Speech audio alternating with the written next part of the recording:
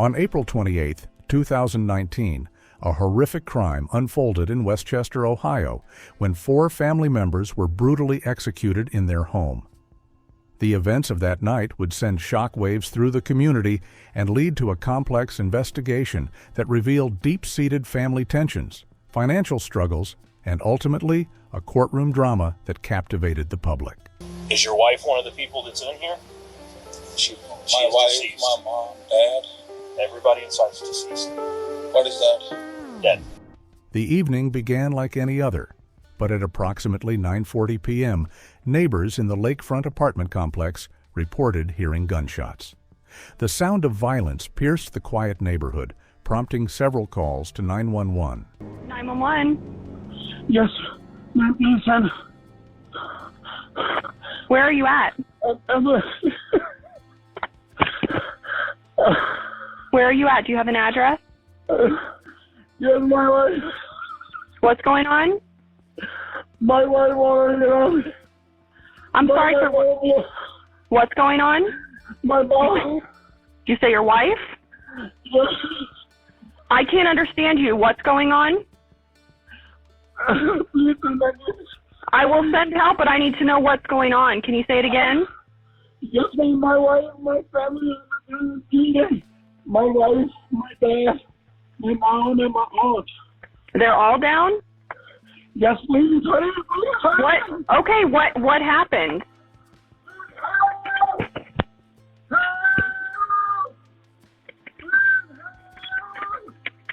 Hello, please, help! Have they been shot? Have they been stabbed? I don't know. Man, please send somebody. I don't know anybody. We can't. You say you killed them? No, what are you talking about? Sir, did you do something to them? No, I just got home. Okay. Officers from the Westchester Police Department arrived on the scene just minutes after the first reports, only to be met with a scene of chaos and horror. 3-20, have the caller meet us out front and wave us down if they can. They found no signs of a struggle or any attempt by the killer to clean up the aftermath of the crime. Instead, they discovered a single survivor, Garrett Singh, who was found outside his family's apartment, visibly shaken and covered in blood.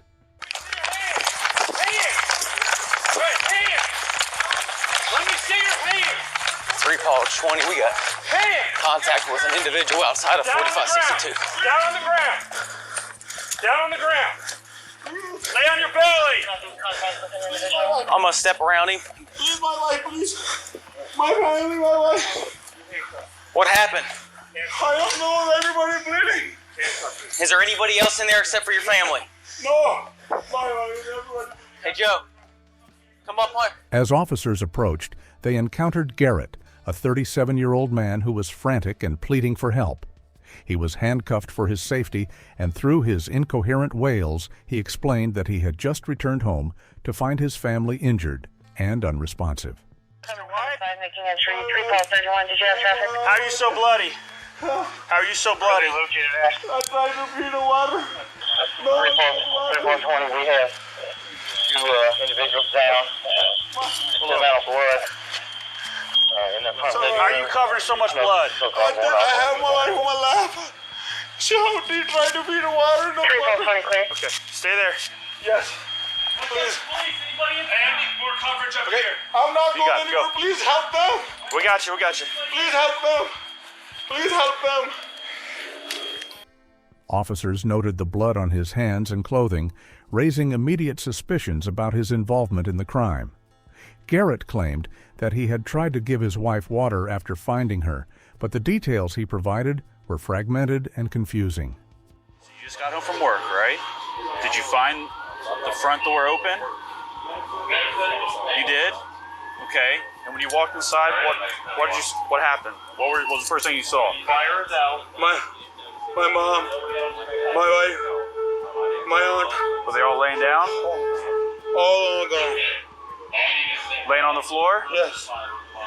Were they responding at all to you? I tried. They weren't breathing. No one speak. And then you called us right away. I called you. Okay. I called you. Did you kneel down and get blood on you? Okay. Inside the apartment, officers discovered the bodies of 4 adult family members. Garrett's wife, Shalinder, was found on the kitchen floor, having been shot 3 times. His mother-in-law, Parm, lay in the living room with multiple gunshot wounds, while his aunt, Ammer, was found in the hallway, also shot. Garrett's father-in-law, Hakaka, was discovered in the bedroom, having suffered the most wounds, with 8 shots to the head. The scene was chaotic, with a pan of tea burning on the stove and the smoke detector blaring, indicating that the violence had erupted suddenly. Forensic analysis later revealed that a total of 16 shots had been fired from a 9mm handgun, which was never recovered from the scene. There were no signs of forced entry, and the lack of blood on surfaces suggested that the killer had not attempted to clean up after the murders. Detectives began piecing together the events of that night, starting with Garrett's account of what had transpired. Basically, I got to get information out of you to be able to help everybody involved, okay? So you're very, very important to me right now, okay? And I'm not trying to be rude or anything like that, but the more info I get, the better I can do my job, okay? Garrett explained to the detectives that he had left home earlier that day to check on his semi-truck, which was parked nearby.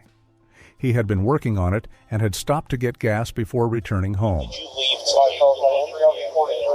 It's my understanding you left and then came back.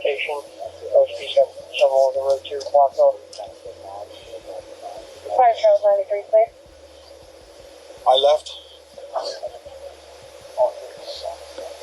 Oh. Take your time. You don't remember? All right. Was it daylight out or was it dark out? Daylight? Okay. Sir? Yes, sir. Can I see my wife? Not right now, sir. It's okay. Okay, please tell me if she's okay. Is your wife one of the people that's in here? My is wife, deceased. my mom, dad. Everybody inside is deceased. What is that? Dead. Okay? That's why it's very, very important for you to hold together and help me out so we can figure out what happened tonight, okay, Gary? I need you to be strong for me, Gary. Okay? His children, aged 3 and 11, were with a cousin for dinner that evening. As he recounted his story, he repeatedly asked to speak with his children, showing signs of distress and confusion. Detectives noted that his emotional state made it difficult to extract clear information from him.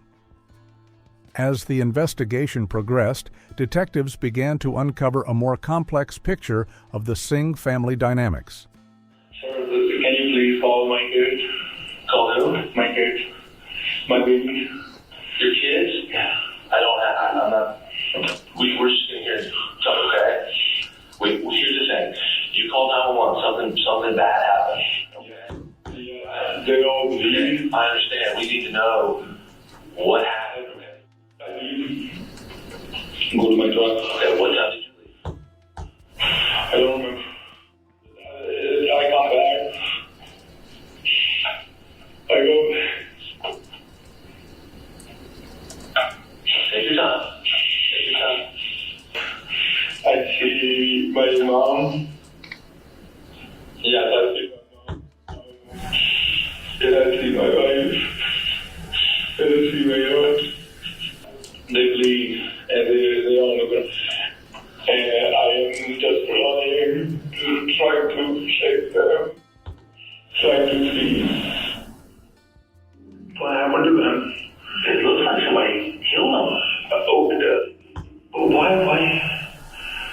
Why? I don't know. That's why I need your help. That's why I'm walking through this timeline with me so we can figure out where you were. Who maybe has a problem with you, or your dad, or your mom, or your aunt, or business partners, somebody at church, ex-boyfriend. Help me. So you're saying someone killed my family? I think so. Why? I don't know.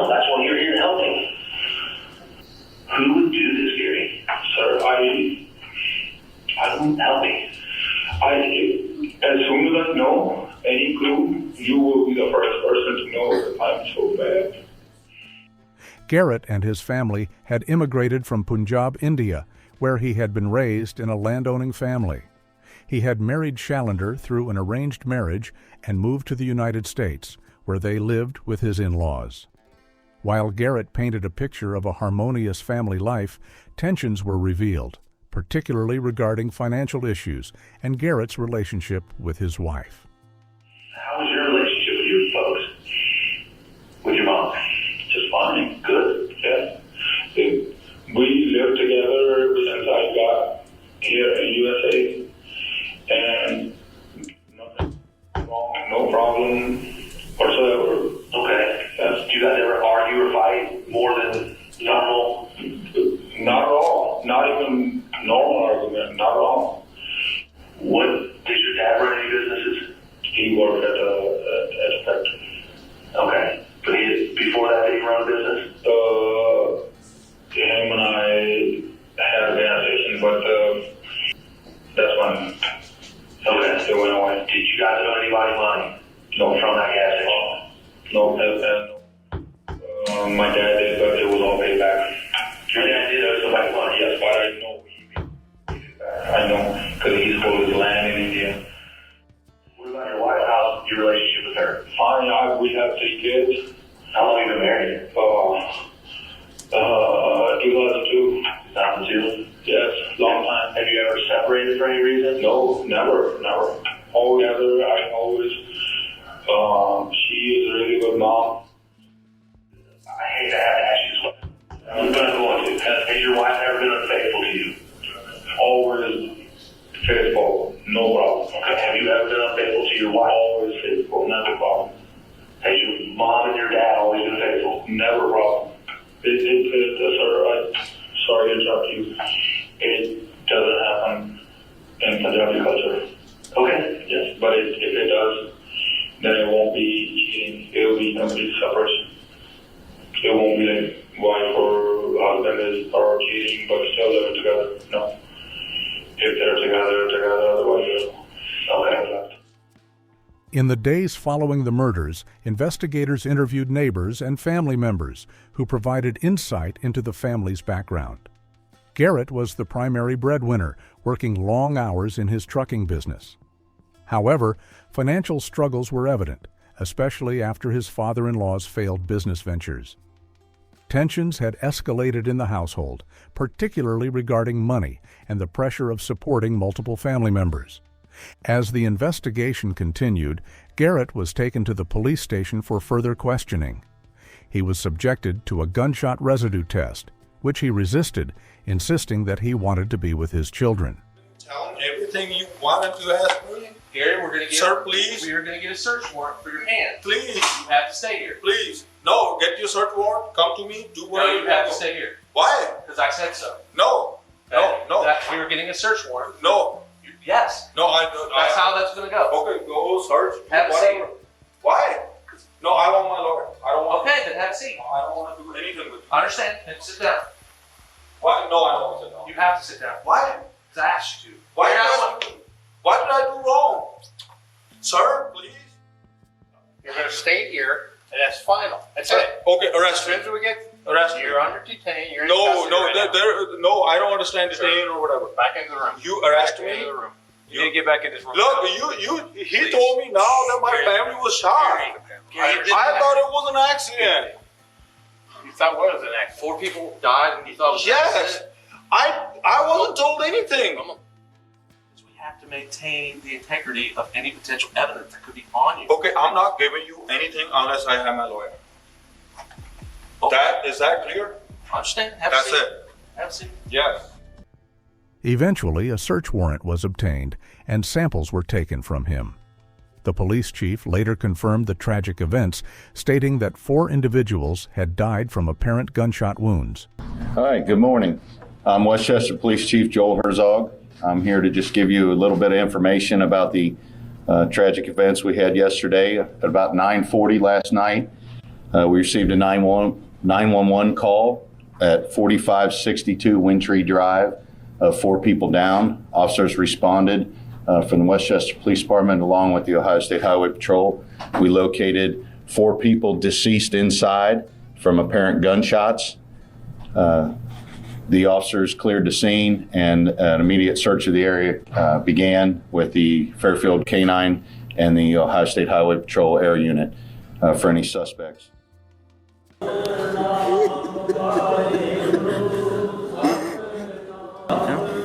It's definitely sad. It's a tragedy for the entire community. But I would definitely say that this doesn't reflect who we are as a community. In July 2019, Garrett was arrested after gunshot residue was found on his hands. Come! Walk in! Walk in! Walk in! He spent time in jail before being extradited to Ohio for trial. The murder weapon was eventually recovered from a nearby lake, but its serial number had been removed, complicating the investigation further. During the trial, the prosecution presented a strong case against Garrett, arguing that he had financial motives for wanting his family dead. They highlighted the fact that he was the only one present when the murders occurred and pointed to the gunshot residue found on his hands as evidence of his guilt. Witnesses testified about hearing gunshots and seeing a hooded figure fleeing the scene, but the prosecution maintained that Garrett was responsible for the killings. The defense, however, introduced a theory involving the Indian Land Mafia, claiming that Garrett's father-in-law had been in debt and that dangerous individuals were responsible for the murders. The defendant ever once mentioned to any law enforcement officer that you are aware of this story we've heard from defense counsel about 3 unknown attackers breaking into his house, armed with baseball bats, chasing him out of the house, threatening him to not tell the police at any point in time? No, sir. They argued that Garrett had returned home to find his family dead and had fled the scene to save himself. This theory was met with skepticism, as Garrett had not mentioned any attackers during his initial interviews with law enforcement. It could be that if there was a victim shot at close range to the head, based on your knowledge of GSR, that victim's hair would have GSR throughout, correct? Yes. And so if an individual grabbed the victim by the head or hair, we would expect that individual to have GSR on his hands, right? Correct. And with secondary transfer, if you touch your hands together, it can transfer from one hand to the next, right? Yes, it can. As the trial progressed, the jury deliberated, but ultimately could not reach a unanimous verdict, leading to a mistrial. The prosecution expressed frustration with the judge for not allowing the jury to review certain evidence and for not replacing jurors who were arguing during deliberations. What, if any, conclusion or significance is there that in that BCI DNA report, Parmji, Amarji, and Hakikat's DNA was not found on Dupree or his clothing? Well, again, sir, I just told you with respect to Parmji and Hakikat, mainly those shots were from very close range. So I think it would be impossible for a shooter to make those shots without having some blood spatter back on them as well. In my opinion, I think it'd be impossible for a shooter to come in here and shoot 4 people and only have one person's DNA, and that can be accounted for by him holding his wife because he found her. In the retrial, Garrett's defense shifted again, arguing that he was intentionally left alive to take the blame for the murders. They claimed that someone else orchestrated the crime while Garrett was present in the apartment. Track the vehicle recorded began at 9:05 and 13 seconds and ended at 9:09 and 40 seconds. That is the last recorded breadcrumb. However, the prosecution maintained that Garrett was the only one with a motive and opportunity to commit the murders. After a brief deliberation, The 3-judge panel found Garrett guilty on all counts of first-degree murder. I did not want a divorce, but my ex-husband sold this house or transferred this house to my cousin for $1. And while that divorce was going on, did you turn to the defendant for help? Yes, I did. Now, as this divorce is going on and the nature of your relationship with complete change, what I mean by that is, did it become romantic? Yes. At that time, did you know that the defendant was married? Yes. Did the two of you begin, that being you and the defendant, a sexual relationship? After my divorce. During the time period that your relationship with the defendant was romantic, he was helping you with the mortgage, giving you the car, did the two of you ever discuss getting married? When I got divorced, at one time, he did ask me, what is your plan? So the defendant asked you if he had been single, would you consider marrying him? Yes. And I said, if my parents agreed, then I would. They unanimously agreed that the aggravating circumstances outweighed any mitigating factors presented in the case. Garrett was sentenced to death with an execution date set for November 27, 2024. However, his case will automatically go through the appeals process, rendering the date unrealistic. Garrett Singh is currently incarcerated at Ross Correctional Institution. 5 people are alive in an apartment, and 30 minutes later, 4 of them are dead, and only 1 person remains. And that person has gunshot residue covering both of their hands.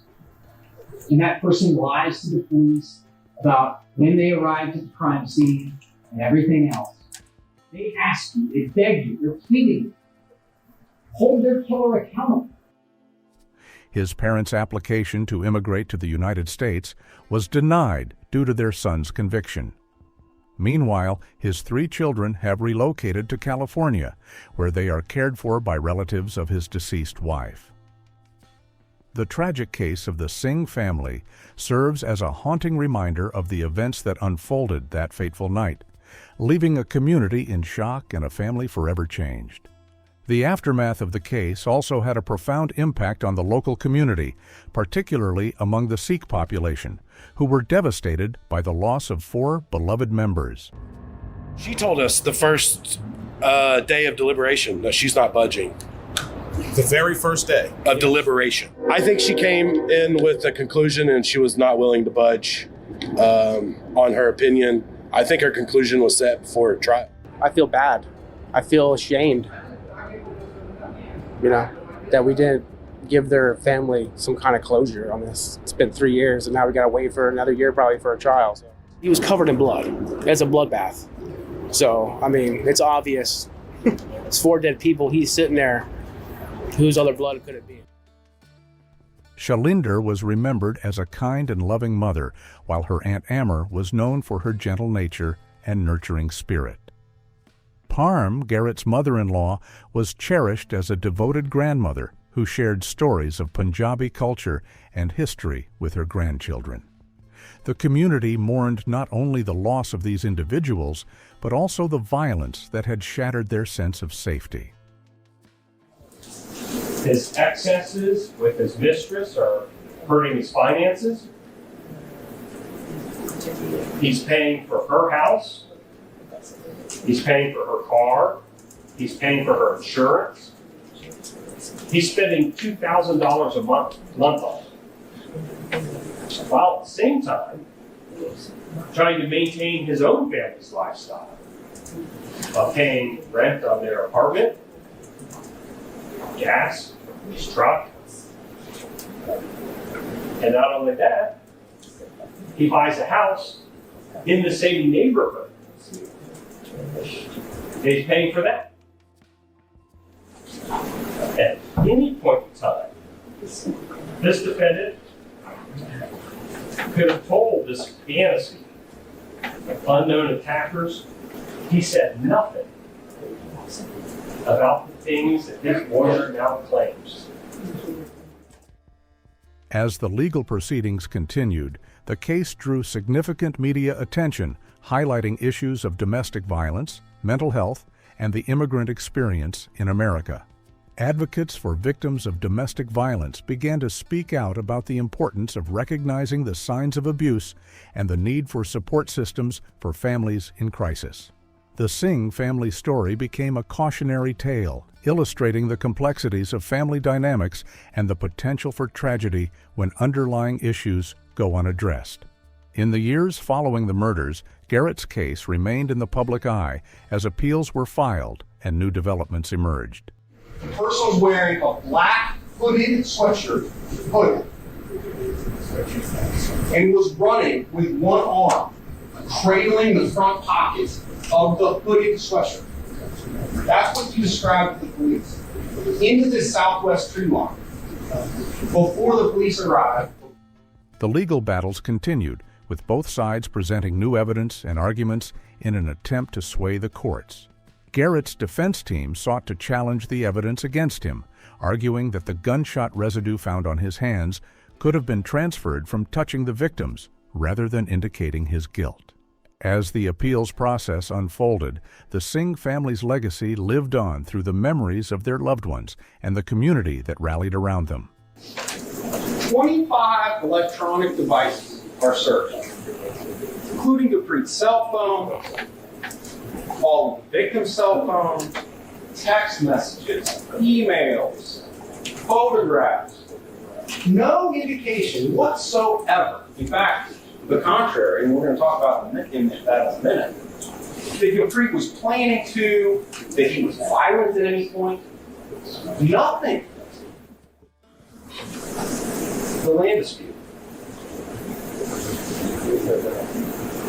We do know, and witnesses did testify to this, that there was a land dispute. And you want to talk about money?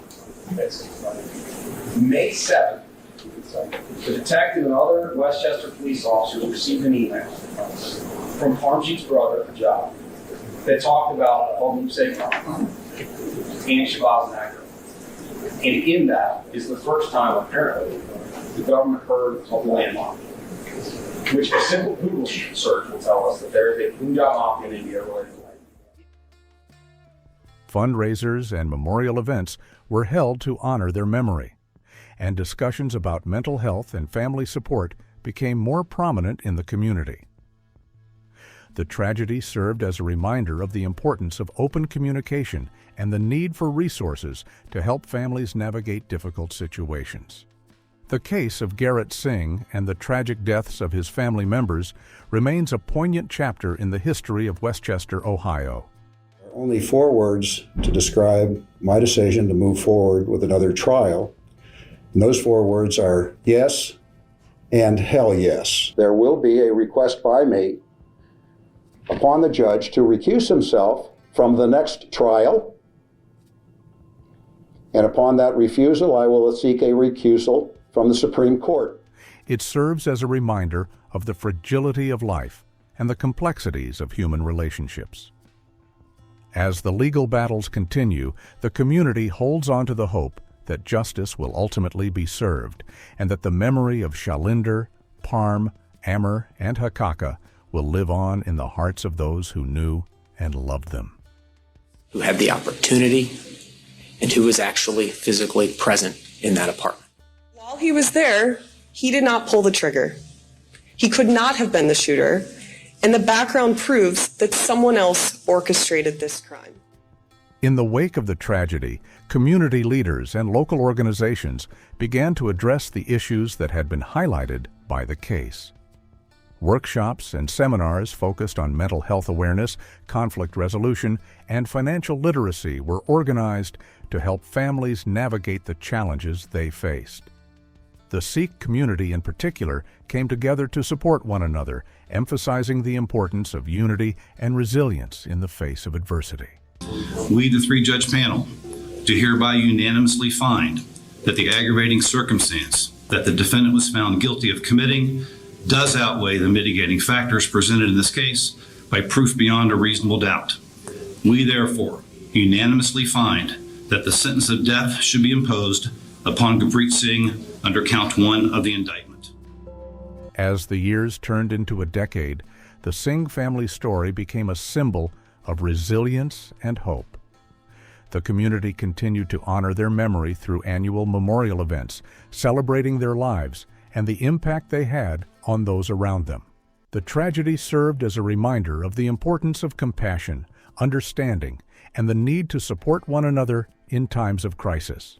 In the end, the case of Garrett Singh and the tragic deaths of his family members remains a poignant chapter in the history of Westchester, Ohio. It serves as a reminder of the fragility of life and the complexities of human relationships.